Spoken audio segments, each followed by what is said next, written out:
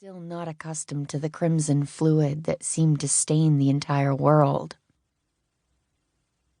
Taking a moment, she gazed up at the thickening granite-gray clouds. Despite spending all her life in the Pacific Northwest, she'd always loved the rain, but never the snow. When her parents declared it was time to run through their winter survival skills, which frequently involved wading into ice-cold water, one year they'd spent 3 nights out in the elements. She'd thought she would never, ever get warm again. The snow reminded her too much of the childhood she'd fought hard to leave behind. She still wasn't sure if returning to Meadowview meant taking the trip out to visit her parents. Would they welcome her back? Or shoot her on sight? Neither prospect appealed to her. "Help!" a slurred voice said. Blinking away the unwelcome memories of her childhood and parents, Cass returned to the present. Tearing her gaze from the sky, she took in the scene before her. Trapped under the cab of the truck by his right leg, a man was lying in the snow. He was older, his gray bushy beard speckled with red flakes. His eyes were so swollen with bruising he could barely open them. And on his forehead, a gaping gash gorged with congealed blood. Surrounding him were piles of protein wrappers and empty Gatorade bottles. He even had a thick thermal sleeping bag wrapped around him. He was doing better than most of the people they'd encountered. For a start, he was still alive.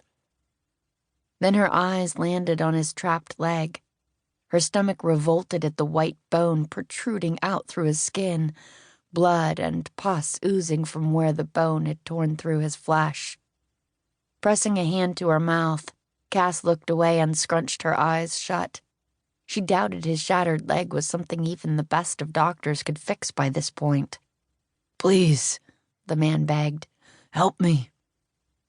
Isaac squeezed Cass's shoulder before moving toward the man. Blinking, her eyes shifted to the vehicle, not wanting to look at the exposed bone. Of all the terrible things she'd seen since the power went out, this one won the cake. That would haunt her nights. "Moving the truck won't fix the actual issue here, but it'll be a start," Isaac was saying. "Cass, you'll have to help me lift the truck. Sir, do you think you can drag your leg out?" "Bless you, son, for helping me. Yes, I think I can manage." "Good. Let me get your gear out of the way before we get to work," Isaac said. He moved back to Cass, clasping a hand on her shoulder and steering her out of earshot. Whatever he was about to tell her was bad news. Had he seen wounds like this while serving overseas? It wouldn't surprise her if he had. "It's a miracle he's still alive," Isaac told her. "I'm worried he goes into shock the moment we move him, or that his leg is worse than we thought. Either way, I'm not sure he's going to make it." "What do you want me to do?" "I need you to distract him. If he loses consciousness while we're moving the truck, holler. Otherwise, just keep talking to him. Keep him from looking at the leg, too." "I can distract him," Cass assured Isaac with a nod of her head. "It's going to be bloody." "Yes, Isaac, I know. And his bone is poking through his leg. But I'll manage to not puke all over him or faint or whatever you're so worried I'll do." "Cass." "Isaac," she returned, copying his tone. "We're wasting precious time. Let's get this over with, okay?" Sighing, Isaac shook his head solemnly. Cass flashed him what she hoped was a reassuring smile, but she was sure it came across as more of a grimace before heading back towards the cab of the truck. With Isaac at the rear of the vehicle, she squatted next to the injured man and took a hold of his hand.